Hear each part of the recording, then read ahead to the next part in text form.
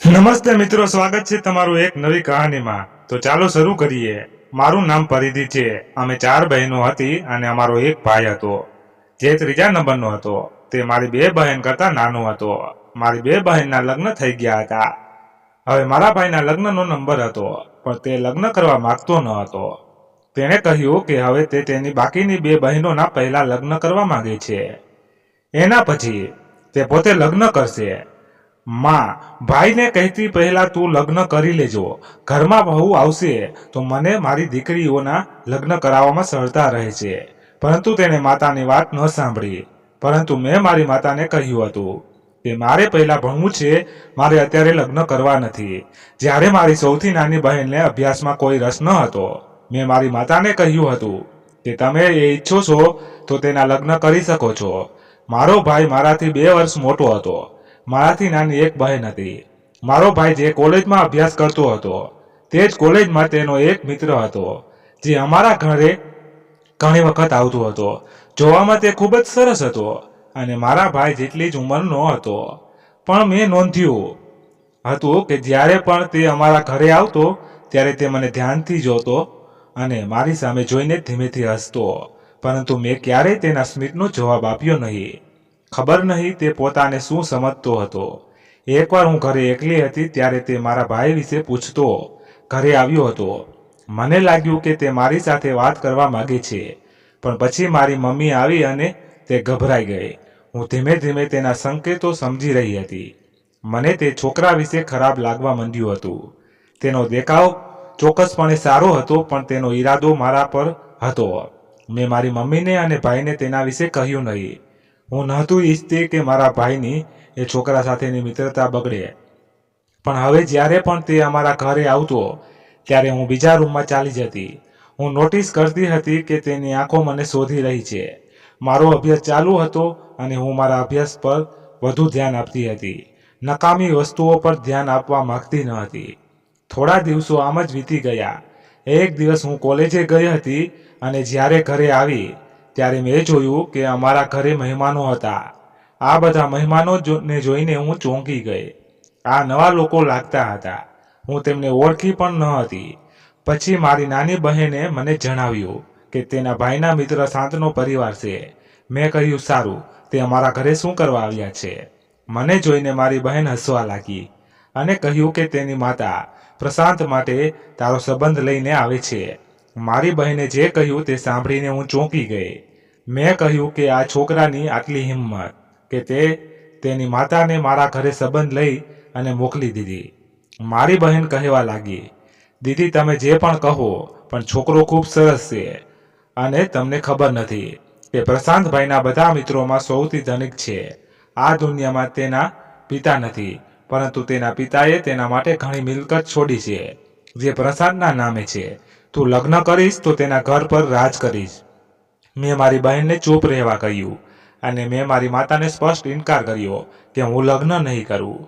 મારે મારો અભ્યાસ પૂરો કરવાનો છે અને તે પછી મારે નોકરી પણ કરવી છે અને મધ્યમ વર્ગના લોકો છીએ। મારા પિતા પણ નથી, એક જ ભાઈ છે અને તેની કમાણીથી અમે જીવન જીવીએ છીએ। આખરે ક્યાં સુધી આપણે આપણા ભાઈ પર બોજ બનીને રહીશું?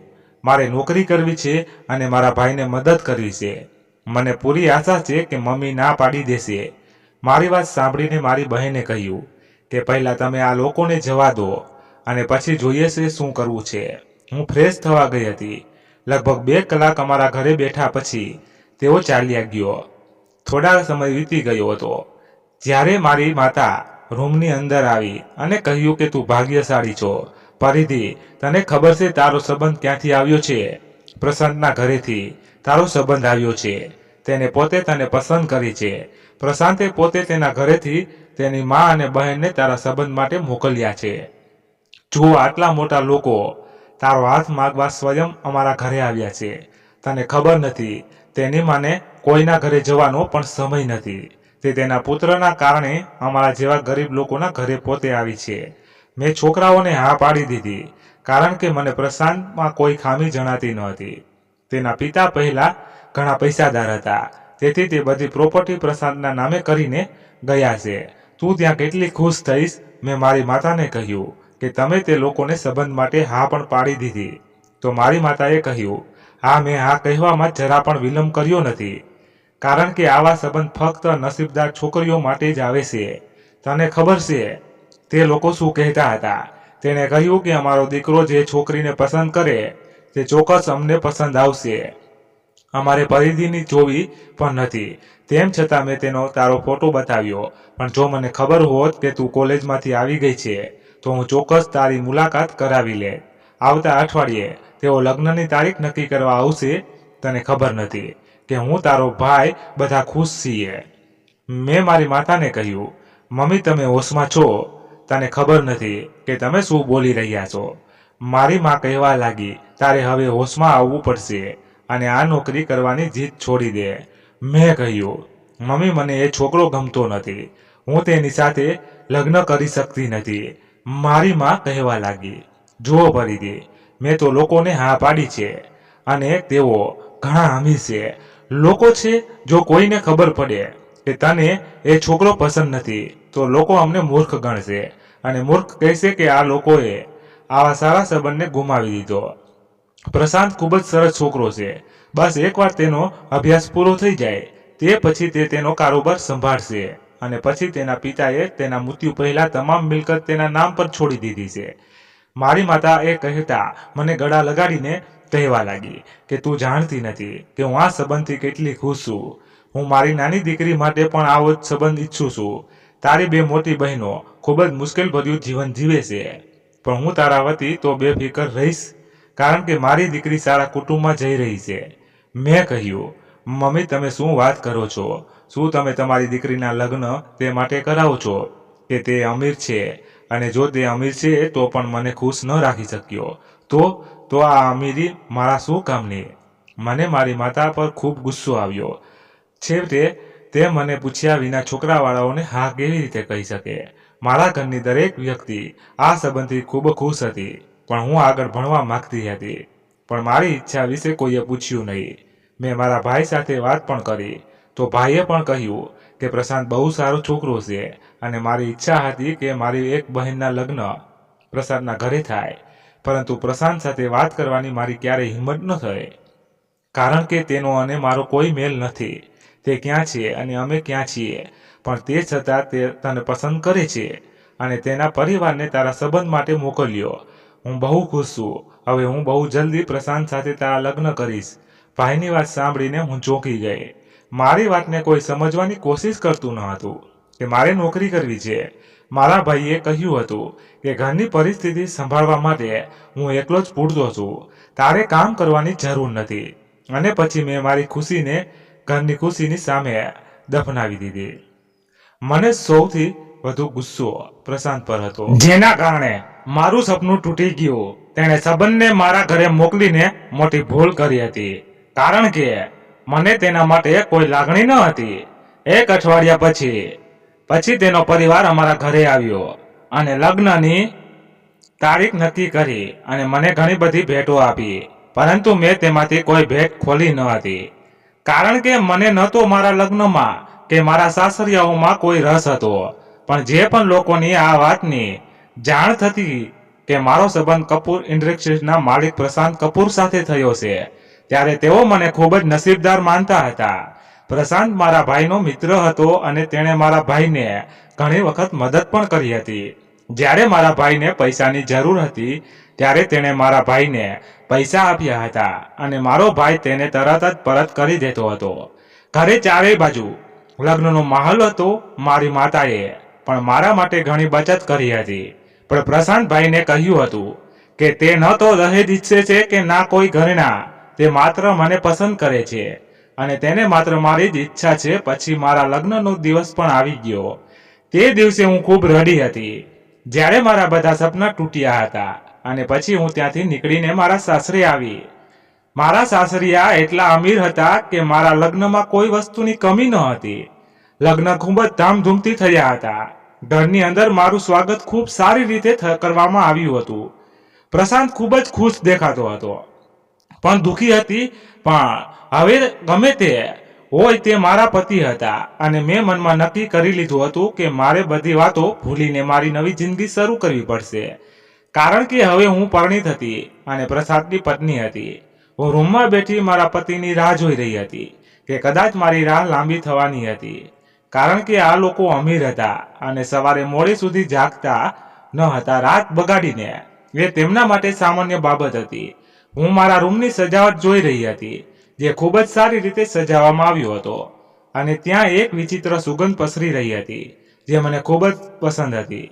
રાત્રે લગભગ 2 વાગ્યે મારા પતિની રૂમની અંદર આવ્યા અને મારી નજીક બેઠા. તેણે પ્રેમથી મારો ઘૂંઘટ ઊંચો કર્યો અને કહ્યું કે તને ખબર નથી પરીથી, હું આ દિવસની આતુરતાથી રાહ જોતો હતો અને આજે તું મારી સામે મારી પત્ની બનીને બેઠી છો.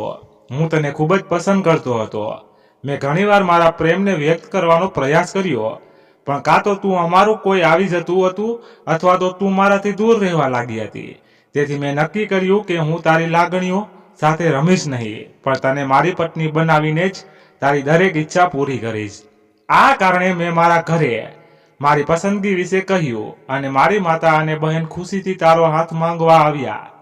હું મારા પતિ સાથે વાત કરતી ન હતી. તે કહેવા લાગ્યા કે તું મારી સાથે વાત નહીં કરે, શું તું મને પસંદ નથી કરતી? મેં કહ્યું ના ના, એવું કંઈ નથી, તમે તો ખૂબ સારા છો. મેં આટલું કહ્યું ત્યારે તે હસવા લાગ્યો. હવે હું તેની સાથે બીજી કંઈક વિશે વાત કરું એટલામાં તેનો મોબાઈલ વાગવા લાગ્યો અને એક્સક્યુઝ મી કહીને બેડ પરથી ઉઠ્યા અને એક સાઈડ પર કોલ એટેન્ડ કર્યો. ખબર ન હતી કે રાત્રે કોનો ફોન આવ્યો હતો. હું તે આવે તેની રાહ જોતી હતી અને વાત પૂરી કરીને ફરી મારી પાસે બેઠા.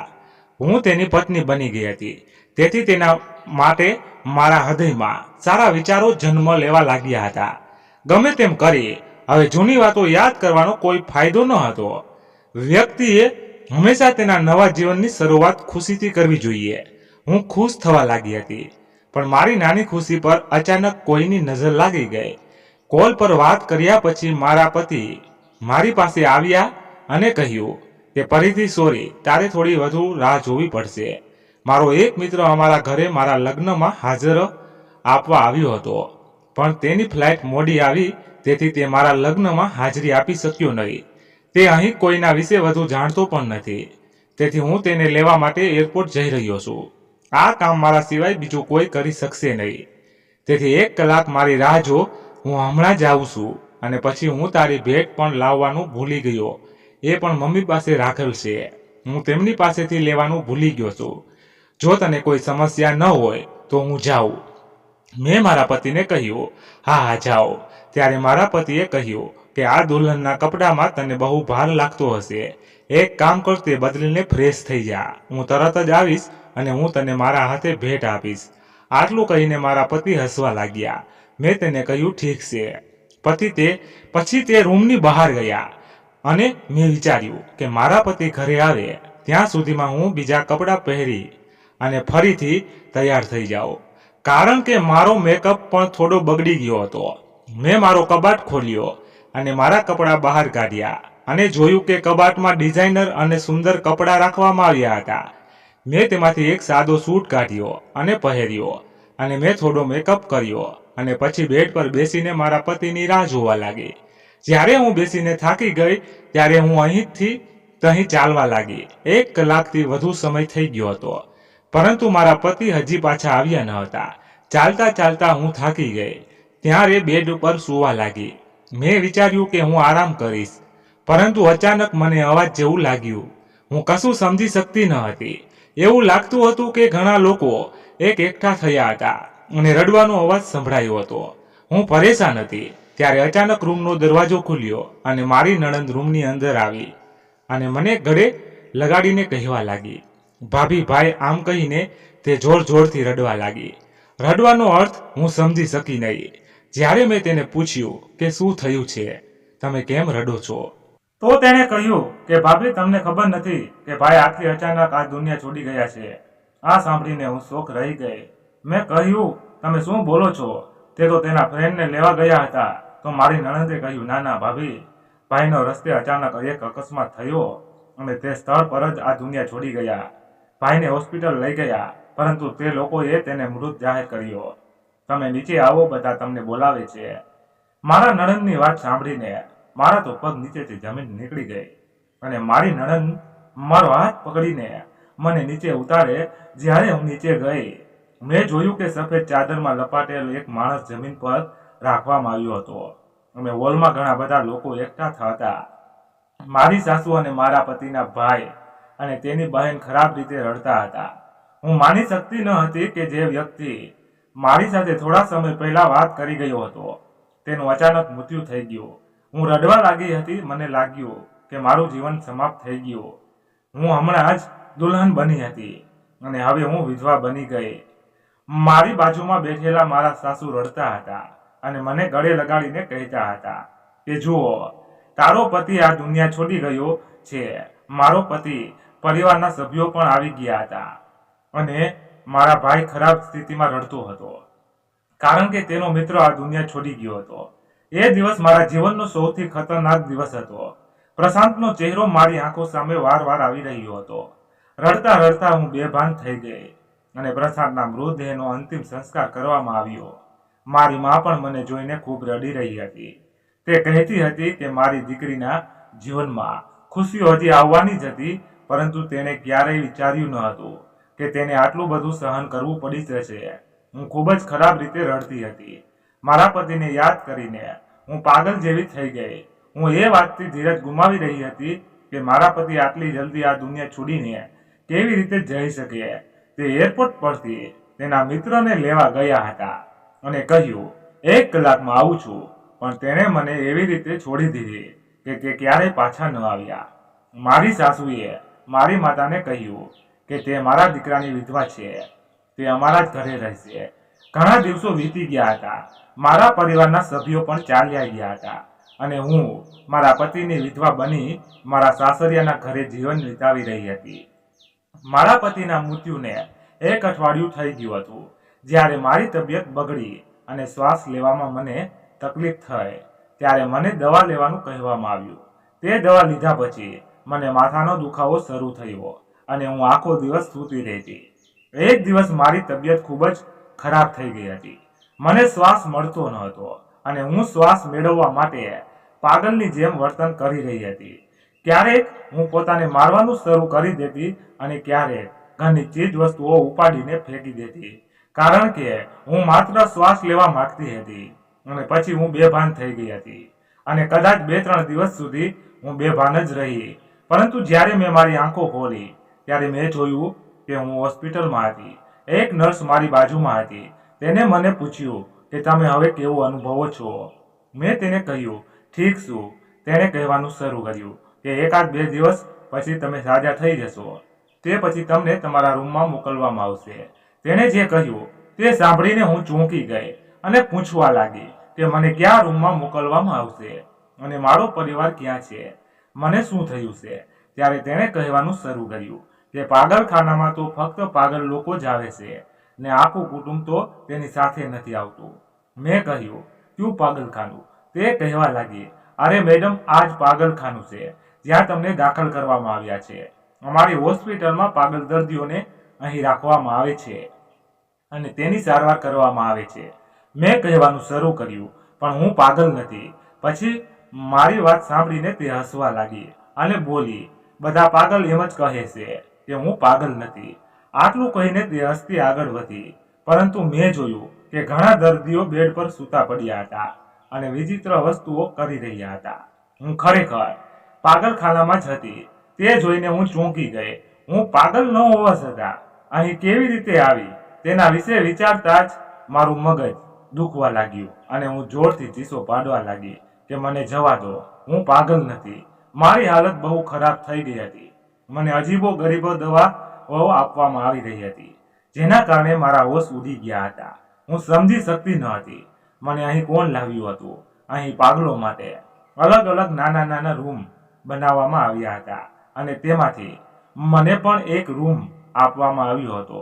અહીં પાગલ લોકોને અલગ રાખવામાં આવતા હતા જેથી તેઓ એકબીજાને નુકસાન ન પહોંચાડે.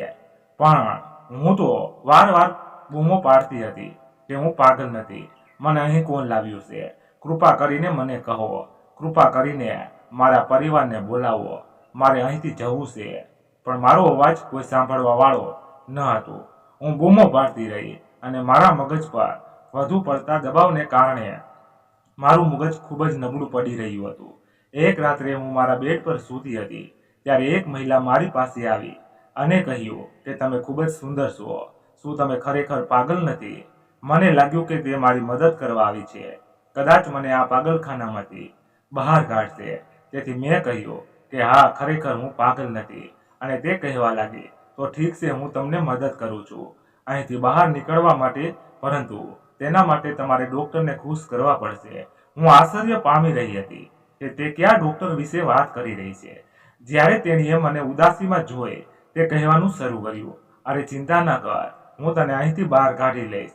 હું જાણું છું કે તમે પાગલ નથી. તેની વાત સાંભળીને હું ખુશ થઈ ગઈ.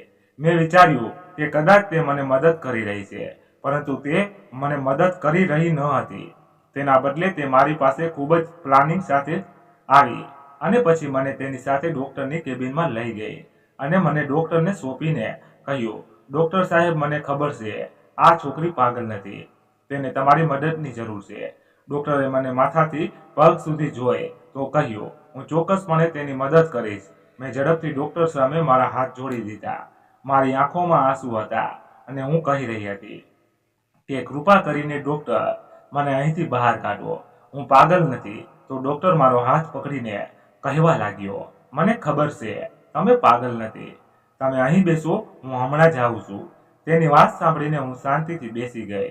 ડૉક્ટર અને તે મહિલા બંને કેબિનની બહાર નીકળી ગયા હતા. ડૉક્ટરે બહારથી દરવાજો બંધ કરી દીધો. હું જોઈ શકતી હતી કે બંને એકબીજા સાથે વાત કરી રહ્યા હતા, કારણ કે હું તેમને બારીમાંથી સ્પષ્ટ જોઈ શકતી હતી. હું બારી પાસે ગઈ અને તે લોકોની વાતો સાંભળવામાં લાગી. મેં જોયું કે ડૉક્ટર ખિસ્સામાંથી નોટોની જાડી ગड्डी કાઢીને તે મહિલાને આપી રહ્યા હતા અને કહી રહ્યા હતા કે આજે તે મારું હૃદય ખુશ કરી દીધું છે. આ છોકરી તો ખરેખર ખૂબ જ સુંદર છે. હવે તું જઈ શકે છે. મને સમજાયું નહીં કે તે શું કહેવા માંગે છે. મેં જોયું કે ડૉક્ટર ફરી રૂમ તરફ આવી રહ્યા હતા, તેથી હું જઈને ખુરશી પર બેઠી. ડૉક્ટરના કેબિનની અંદર આવતાની સાથે તેને અંદરથી દરવાજો બંધ કર્યો. મેં ડૉક્ટરને પૂછ્યું, અરે ડૉક્ટર, તમે દરવાજો કેમ બંધ કરો છો? તેને કહ્યું, અરે તમારે ડરવાની જરૂર નથી, હું તમારી મદદ કરવા જ આવ્યો છું. આ કહેતી વખતે તે ધીમે ધીમે મારી નજીક આવી રહ્યો હતો અને મને સ્પર્શ કરી રહ્યો હતો. મેં તને ધક્કો માર્યો તો તે પાછળ પડતા બચી ગયો.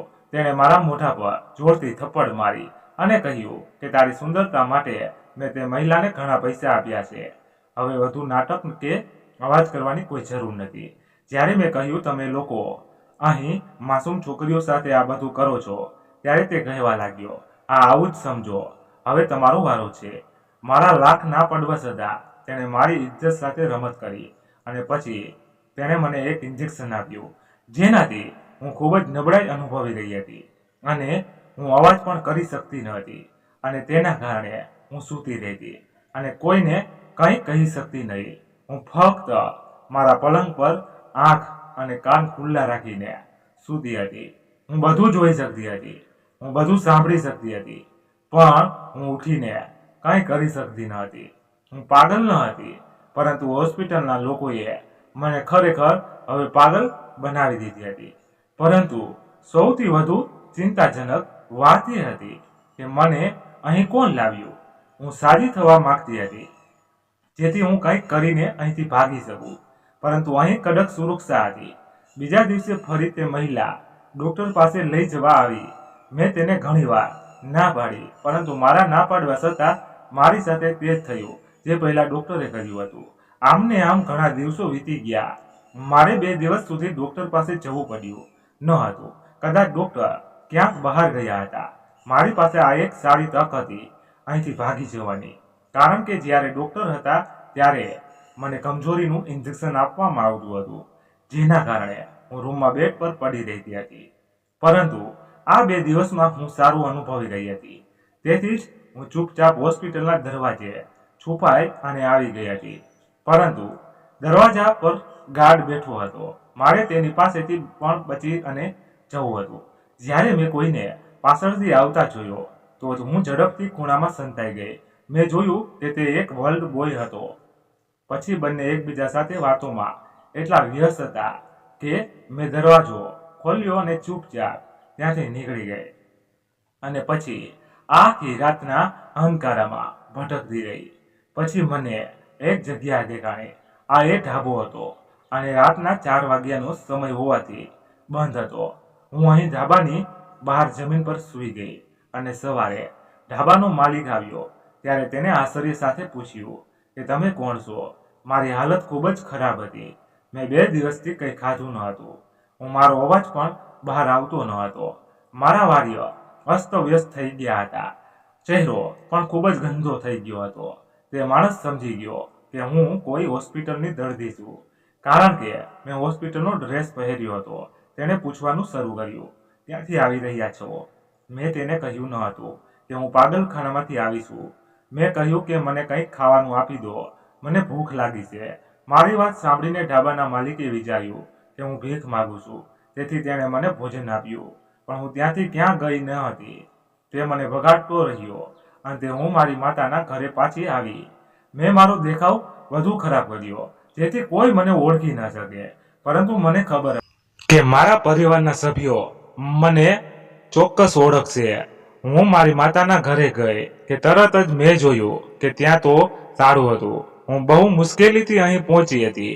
મેં સવારથી રાત સુધી મારા પરિવારના સભ્યોની રાહ જોતી રહી કે કદાચ તેઓ ક્યાંક ગયા હશે, પરંતુ તેઓ અત્યાર સુધીમાં આવી ગયા હોવા જોઈએ, પણ તે આવ્યા ન હતા.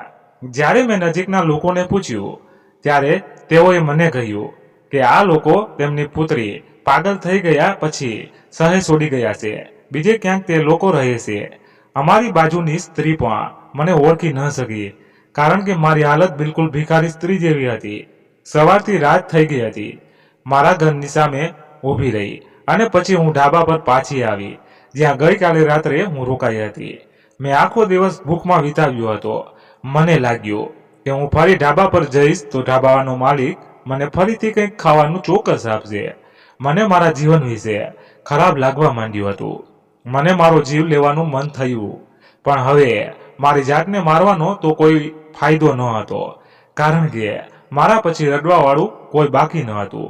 હું ખૂબ જ મુશ્કેલીથી ઢાબા પર પહોંચી હતી અને ત્યાં આવ્યા પછી મેં માલિકને કહ્યું કે મને જમવાનું આપો. મારી પાછળ કોઈ નથી. હું તમારા ઢાબાની પાછળ જમીન પર સૂઈ જઈશ. મને અહીંથી ભગાડો નહીં. અહીં તમારા સિવાય મારા માટે બીજી કોઈ જગ્યા નથી. તમારા ગ્રાહકને મારા કારણે કોઈ સમસ્યાનો સામનો કરવો પડશે નહીં. તે માલિક ખૂબ જ દયાળુ હતો. તેણે કહ્યું, ઠીક છે, હું તને માત્ર જમવાનું આપી શકું છું. તારી આટલી મદદ કરી શકું છું. આ સિવાય બીજું કશું કરી શકતો નથી. મેં કહ્યું, તમારો ખૂબ ખૂબ આભાર. મારા માટે તો આ ઘણું જ છે. રાત્રિનો સમય હતો અને ઢાબાની પાછળ હું સૂતી હતી. ભસતા કૂતરાના અવાજથી હું ડરી ગઈ હતી, કારણ કે આજે પહેલી વાર હું ખુલ્લા આકાશ નીચે સૂતી હતી. મારા માથા પર છત ન હતી. કાલે તો થાકને લીધે હું સૂઈ ગઈ, પણ આજે મને એકલતાના કારણે બહુ બીક લાગી રહી હતી. હું ખરાબ રીતે રડવા લાગી. ઉઠીને બેઠી અને મારા ચહેરા પર હાથ મૂક્યો, જ્યારે અચાનક પાછળથી કોઈએ મારા ખંભા પર હાથ મૂક્યો. મેં પાછળ જોયું તો પાછળ એક માણસ ઊભો હતો. એ પણ ભીખ માંગતો હતો. હું તેને જોઈને ડરી ગઈ. તેના ચહેરા પર સફેદ રંગની દાઢી હતી અને તેણે જૂના ફાટેલા કપડાં પહેર્યા હતા. તે મને કહેવા લાગ્યો કે હું તારું બધું સત્ય જાણું છું. હું તને સહારો આપવા માંગુ છું. આ સાંભળ્યા પછી હું ગભરાટ અનુભવવા લાગી કે મારી સાથે ખોટું પણ તો થઈ શકે છે. આ માણસ ખોટો પણ હોઈ શકે છે. પણ મેં વિચાર્યું કે અત્યાર સુધીમાં મારી સાથે તો ઘણું ખોટું થઈ ગયું છે. મને વિચારતા જોઈને તે માણસે કહ્યું કે તમે મારી સાથે લગ્ન કરશો. તમે ખૂબ જ સુંદર છો. તમારી હાલત જોઈને લાગે છે કે સમયે તમને બહુ ત્રાસ આપ્યો છે. હું તમારી ખૂબ કાળજી રાખીશ. હું તમને ક્યારેય શેની પણ કમી નહીં રહેવા દઉં. મેં તેને કહ્યું કે દુનિયા મને પાગલ માને છે અને આ ઢાબાનો માલિક મને ભિખારી માને છે. આ બધું જાણવા છતાં શું તમે મારી સાથે લગ્ન કરવા તૈયાર છો? તેણે કહ્યું, હા, હું પણ બધું જાણું છું કે તમે કેમ પાગલ થયા અને કેવી રીતે પાગલખાને પહોંચ્યા. તેથી જ હું તમને લગ્નની ઓફર કરું છું. હવે હું કહેવા લાગી કે પણ તમે કોણ છો? તેણે કહ્યું, તેમ સમજો કે હું ભગવાન દ્વારા મોકલવામાં આવેલ સંત માણસ છું, જે તમારી મદદ કરવા આવ્યો છે. હવે મેં મારા મગજમાં વિચાર કર્યો અને કહ્યું, ઠીક છે, હું તમારી સાથે લગ્ન કરવા તૈયાર છું. તેથી તેણે કહ્યું કે તો આ મારી સાથે મારા ઘરે આવવું પડશે, કારણ કે હું મારી પત્નીને અહીં રસ્તા વચ્ચે એકલી છોડી શકતો નથી. પછી અમે થોડીક દૂર ચાલ્યા પછી મને તેની સાથે ઘરમાં લઈ આવ્યો. તેણે ઘરનો દરવાજો ખોલીને લાઇટ ચાલુ કરી કે તરત જ હું આ જોઈને તન બંધ થઈ ગઈ. આ ઘરમાં તો દરેક જરૂરિયાત સુવિધાઓ હતી. આ તો એક ભીખ માંગવાવાળો માણસ લાગી રહ્યો છે, તો આ બધું તેની પાસે કેવી રીતે આવ્યું? આથી મેં પાછળ ફરીને જોયું તો મેં જોયું કે તે વ્યક્તિ દાઢી કાઢી રહ્યો હતો અને હું તેને ધ્યાનથી જોઈ રહી હતી. પરંતુ પછી અચાનક હું ચીસો પાડવા લાગી. જ્યારે તેનો અસલી ચહેરો મારી સામે આવ્યો, હું બેહોશ થવાની બચી હતી અને તેણે મને પકડી રાખ્યો. તે માણસ બીજું કોઈ નહીં પણ મારા પતિ જ હતા. મારા પતિ તો મૃત્યુ પામ્યા હતા. પછી તે કોણ હતું? મારા મનમાં અનેક સવાલો ઘૂમી રહ્યા હતા. તેણે કહ્યું, તારે ચિંતા કરવાની જરૂર નથી, હું તને બધું જ કહીશ અને હું જ તારો પતિ છું. આ જોઈને હું રડવા લાગી અને તેને ગળે લગાડીને પૂછવા લાગી કે તમે ક્યાં ગયા હતા? પ્રશાંતે કહેવા લાગ્યા કે તું આરામથી બેસ. પહેલા તેણે મને પીવા માટે ઠંડુ પાણી આપ્યું અને પછી મારો હાથ પકડીને તેને વાત કહેવાનું શરૂ કર્યું.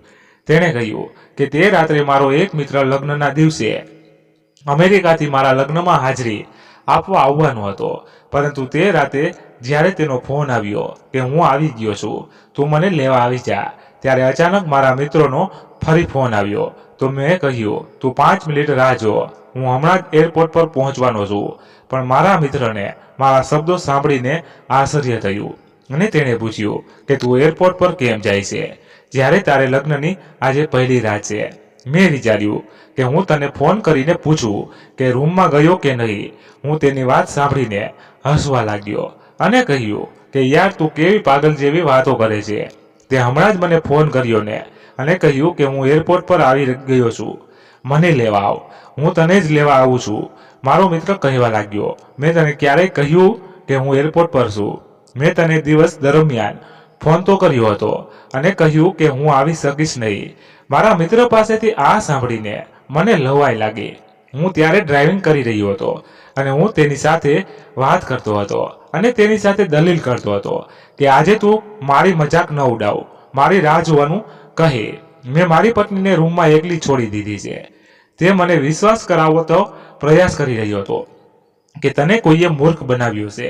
મેં તને ફોન કર્યો નથી. તું જોઈ શકે છે કે મારા નંબર પરથી કોલ આવ્યો નહીં હોય. મેં મોબાઈલમાં જોયું અને ચેક કર્યું તો સાચે તેનો નંબર પરથી કોલ આવ્યો ન હતો. તે જોઈને હું દંગ રહી ગયો. હજુ મારું ધ્યાન મારા મોબાઈલ પર હતું અને અચાનક પાછળથી કોઈએ મારી કારને જોરથી ટક્કર મારી અને મારી કાર દૂર જઈને એક ઝાડ સાથે અથડાઈ અને ત્યારબાદ હું બેભાન થઈ ગયો.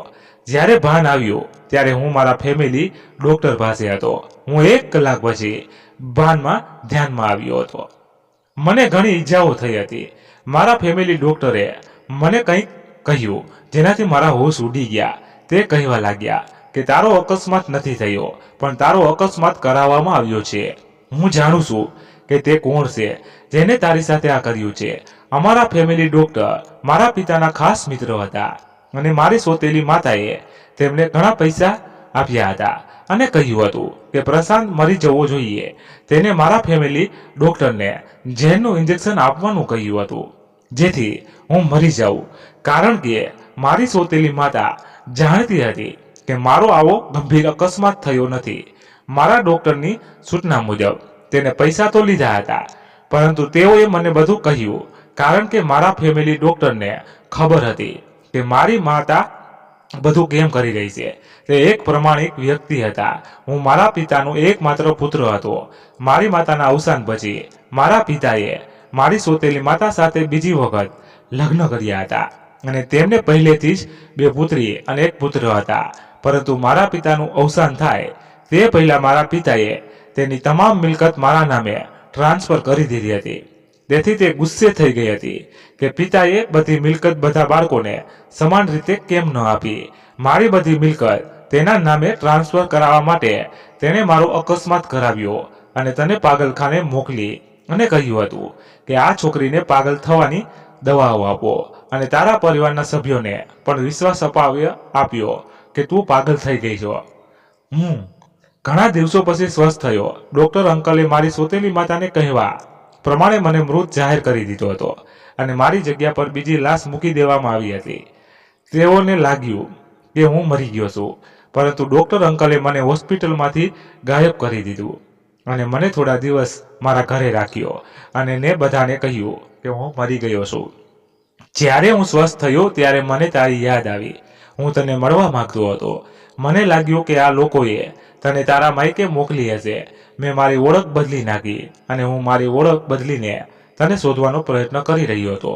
હું તારા ઘરની બહાર ચોકીદારી કરતો હતો, પણ મેં તને ત્યાં ક્યારેય જોઈ નહીં. પણ મને ખબર હતી કે તે લોકોએ તારી સાથે શું કર્યું, પણ મારી નજર હજુ તારા માતા પિતાના ઘર પર ટકેલી હતી. મને ખબર હતી તું અહીં ચોક્કસ આવીશ અને હવે તને જોઈને મને બહુ આનંદ થયો. મને ઘણી રાહત થઈ, પણ તારી હાલત જોઈને સાથે મને બહુ દુઃખ પણ થયું કે કદાચ મારા લીધે જ એ લોકોએ તારી આ હાલત કરી. જ્યારે તે તારા માતા પિતાના ઘરને તારું માનેલું જોયું ત્યારે હું તારી પાછળ હતો અને તારી સાથે હતો કે જ્યારે મેં તને રડવતા જોઈ ત્યારે મને લાગ્યું કે મારે તારી સાથે હવે વાત કરવાની જરૂર છે અને તેથી જ હું તને અહીં લાવ્યો છું. આ મારા મિત્રનું ઘર છે. મારા પપ્પાએ બીજા શહેરમાં એક બંગલો બનાવ્યો હતો. તેને તે પણ મારા નામે કર્યો હતો, પણ મારી સોતેલી માં અને તેના બાળકોને આ બંગલા વિશે કંઈ ખબર નથી. મારા મિત્ર પાસે બંગલાની ચાવી છે. અમે બધા મિત્રો ત્યાં સાથે પાર્ટી કરતા. હું તને ત્યાં લઈ જઈશ અને અમે અમારું જીવન શરૂ કરીશું અને અમારા જીવનની નવી શરૂઆત કરીશું. તેમની વાત સાંભળીને મારી આંખોમાં આંસુ આવી ગયા. તે પણ જીવનની એક મોટી લડાઈ જીતીને પાછા આવ્યા હતા.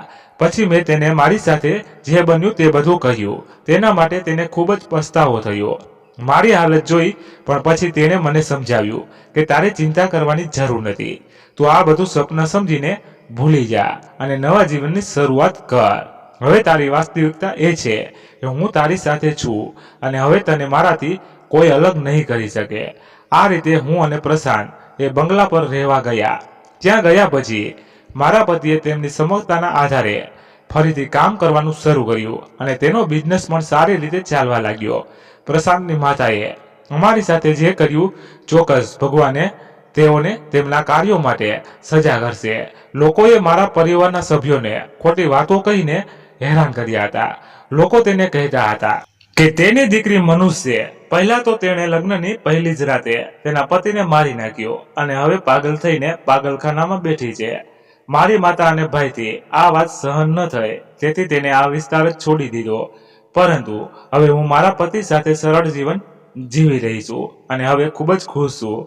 જો તમને મારી આ સ્ટોરી પસંદ આવી હોય તો લાઈક, શેર, સબસ્ક્રાઈબ જરૂરથી કરજો અને કોમેન્ટમાં મને જરૂરથી કહેજો કે તમને મારી આવી સ્ટોરીઓ કેવી લાગે છે.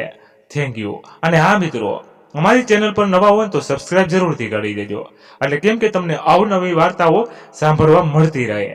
તો મિત્રો, એક લાઈક પણ કરી દેજો અને તમારા જેટલા બને ને એટલા વધુમાં વધુ મિત્રો સાથે શેર કરવાનું ભૂલશો નહીં, કારણ કે તમને મસ્ત મસ્ત સ્ટોરીઓ, કહાનીઓ, વાર્તાઓ, સત્ય ઘટનાઓ બધું સંભળાવતો રહીશ. તો મિત્રો, હજી આપણે આ શરૂઆત છે, પણ આગળ આગળ જોતા જાઓ. તમને પણ મજા આવશે અને અમને પણ મજા આવશે. તો મિત્રો, થોડોક સપોર્ટની જરૂર છે. ખાસ કરીને જેટલો બને એટલો વિડીયોને શેર કરવો, જેથી કરીને અમે આનંદ થાય વાર્તા લખવામાં, તમારી સુધી પહોંચાડવામાં, એટલે મજા આવે. Thank you.